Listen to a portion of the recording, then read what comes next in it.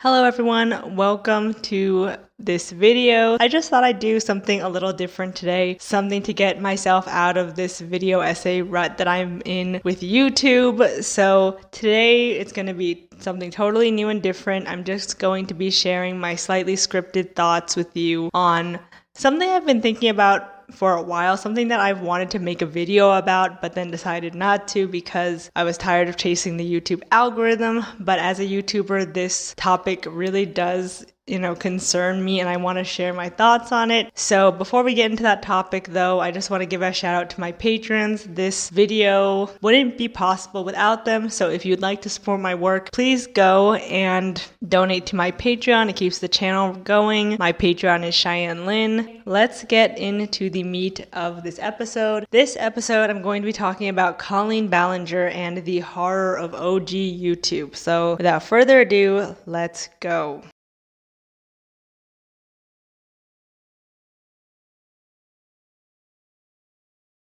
So Colleen Ballinger is the real name of YouTuber Miranda Sings. Miranda is Colleen's alter ego, if you will. It's her stage name, and the character of Miranda made Colleen famous. Colleen Ballinger herself is a currently 36-year-old woman, and her Miranda Sings channel has over 10 million YouTube followers and over 2 billion views, and that's not including her vlog channel as Colleen. According to her wiki page, Colleen created this character of Miranda in 2008 to mock people doing covers on YouTube who were, in her opinion, not very good singers. To quote Wikipedia, the character is a satire of the many YouTube videos featuring bad but egotistical performers who film themselves singing as a form of self-promotion, despite receiving the realistic or cruel comments of haters. Ballinger based the character partly on young women that she knew in college. She told the Times of London, "There were a lot of cocky girls who thought they were really talented and they were so rude and snotty. Then I saw all these girls trying to make a career out of putting videos on YouTube of themselves singing in their bedrooms, clueless to the fact that they were terrible. At first, the Miranda videos were meant to be an inside joke among Ballinger and her friends. In March of 2009, however, a Miranda video called Free Voice Lesson quickly became a sensation. The video consists of bad advice about singing technique. Colleen's character of Miranda also has a speech impediment, which is played for laughs. So basically, Colleen's character of Miranda is a bad singer who thinks that she can sing and who wears exaggerated red lipstick, and also has a disability that's again supposed to be seen as funny. I didn't understand Miranda's appeal despite being like a 13, 14-year-old when she was coming up on YouTube, but she had like a huge fan base of millions of kids, mainly because she was supposed to be a kid like them. As in her 2016 Netflix show, Haters Back Off, Miranda, I think, is like a child. I've seen trailers, but I've never actually watched an episode, and I guess that makes her funny and relatable to her mostly child audience. But she started off as a cruel joke to make fun of people for posting covers on YouTube. And because Colleen saw herself as above the other girls from her courses, she felt the need to make fun of them. But ironically, her satirical take of these girls online made her famous. Not only the character of Miranda, but Colleen Ballinger, the real life person. Besides just being an off-putting character, Colleen as Miranda has done blackface and also did a parody of Oppa Gangnam Style where she basically just says ching chong for the entire thing.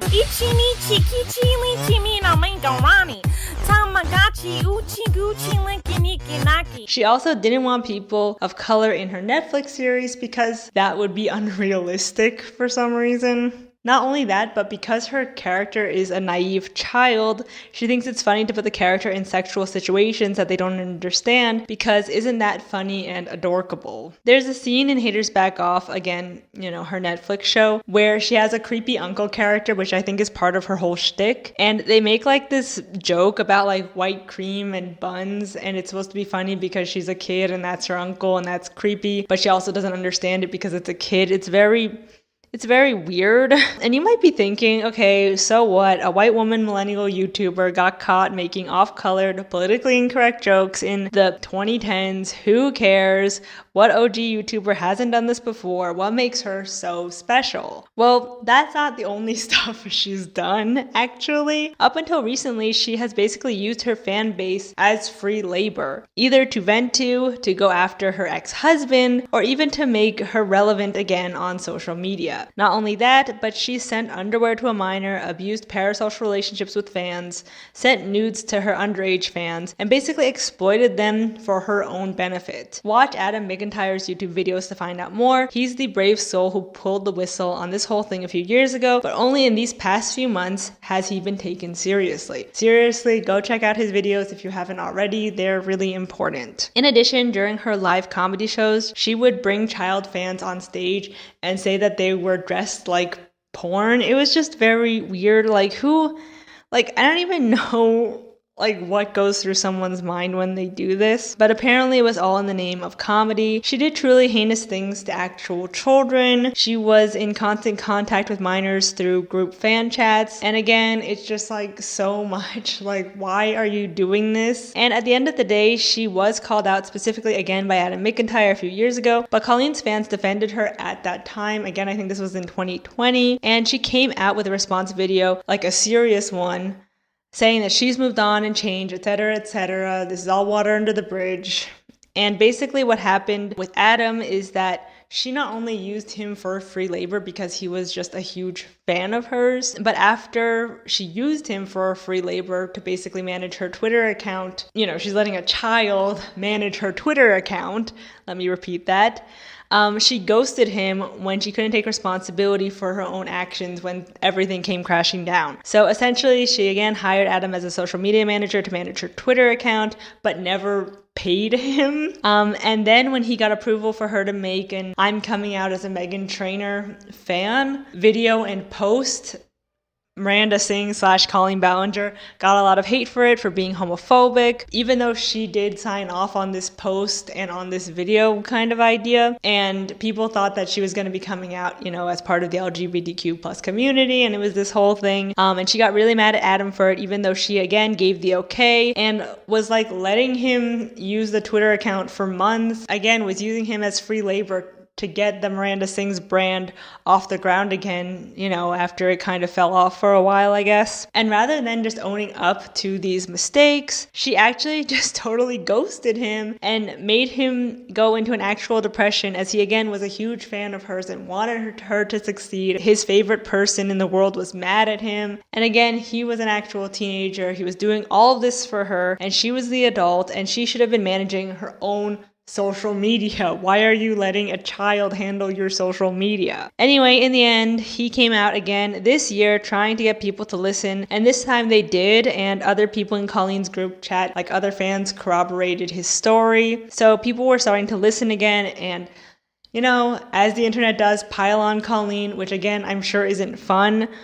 But, these are real accusations that she needs to respond to, and she just has been pushing it away. And of course, in Colleen's mind, she's already addressed this. She's already made an apology video, or in her mind, an apology video or response to all this. So this coming back a few years later is just probably really annoying to her, because she's not taking this seriously, but everyone else is, and she doesn't understand it. So in order to address the accusations, rather than making a level-headed response video or just not saying anything at all, which was apparently the advice of her counsel, she decided to sing about it. So on June 28th of 2023, she posted a 10-minute song about the accusations, which again included harm to minors, and titled it "Hi." So there was no apology or even just an acknowledgement of the accusations, saying, "I know, this happened. This is my side of the story." She basically took out a ukulele. She literally took out a ukulele and started singing about cancel culture, how we all love to watch someone get canceled, and that's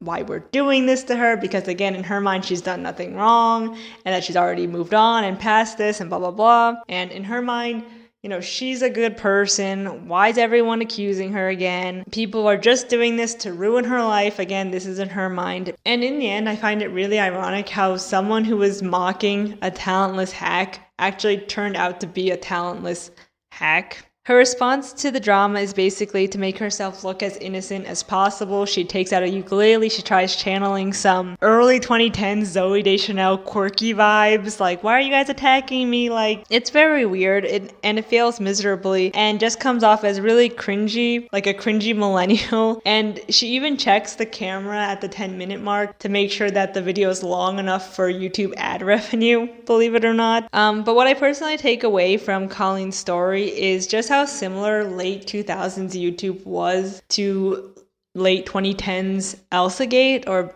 specifically 2016 Elsagate. Just totally unregulated comedic content for kids being made by creepy adults looking for the fastest way to make money and not caring about the ethical implications of their videos. Like, Colleen's early work is just a mix of odd fetishistic content for creepy adults that also mixes in things for children, like funny voices and faces and bad singing, and the lowest common denominator racial humor for maximum engagement. She tried to appeal to the two demographics who spend the most time online, creepy adults in kid spaces and actual kids, and then went on to actually be a really creepy adult herself with a child fan base. Almost as if this is all part of a master plan, though I doubt she had that much foresight. Similarly to Elsagate, OG YouTube mixes the most wild things ever to get kids' attention and was totally unregulated, where weird adults could just do anything for money because they could. And they targeted children specifically because they spend the most time online and also are the easiest demographic to trick. I will say though that there were children and teens on early YouTube who also were wannabe comedians and were able to get off YouTube and pursue careers outside of the YouTube video format. For example, I really liked Fred, aka Lucas Crookshank, when I was a kid, and of course there was Bo Burnham. I think the only difference is that with Elsagate, I don't think they were like actual personalities trying to become famous comedians or famous people, unlike OG YouTube, where people unabashedly just show their face because people weren't thinking of the implications of YouTube back then. YouTube, as we know it today, wasn't even like a speck in people's minds, you know? Like, we in the 2000s couldn't even fathom what YouTube would later become. People on YouTube, when monetization was just about views and clicks, did anything it took to get them. It wasn't until watch time was introduced, like in the mid-2010s, that actually watching a video mattered. It wasn't until post-Elsagate that children's content became regulated. That's why thumbnails and titles were so wild, and why people weren't afraid to show their faces. There were no consequences. Not to mention, again, that this more adult and unregulated content for kids made by adults made kids feel more adult and grown up and in on the joke, and made them like it even more, even if they didn't understand it. Just typing in the number 69 or, spelling come like come made them laugh. Like, Colleen's group fan chat was literally called Colleenie's Weenies. Like, what the fuck? And she actually misspelt words to be sexual innuendos in the chat and on her Twitter and social media at the time. And just very weird, She realized how easy it was to make kids like her if she made them feel just as adult as her. And it's, again, really freaking weird. And as a side note, as a YouTuber, I don't get people who need to cultivate like a cult of followers or who want a large following like that. I understand wanting to create a community to a degree, but as a YouTuber myself, I never really wanted people to feel that attached to me, but there are a lot of people out there who really want to have that following, and I just never got that. Colleen's fans did protect her from the backlash for a while until people started believing Adam and more fans came out. But it's hard to do that when, this person has been a part of your life for so long. It's hard to speak out against them. So I really do admire all the victims who have come out and said something. And, it's hard to talk about someone who you have positive memories with, but who also, did really bad things to you. I'm really glad that we gave YouTube regulations, even though YouTube is still broken, and that Colleen is being called out. But honestly, she'll probably be fine at the end of the day. She has money, she has family and a support system, but at least her victims are being believed and listened to. And, don't forget to check out Adam McIntyre on YouTube and Twitter. He's really at the forefront of all this, and he's really, taking the brunt of it. So definitely support him. And that's it for this one. Again, this video was made possible with the support of my Patreons. So if you want to become a patron, go to my Patreon here. I'll put the link here. And yeah, that's it. So thank you so much for watching. I hope you enjoyed this more casual style video. and I look forward to reading your comments. I'll see you in the next one. Bye.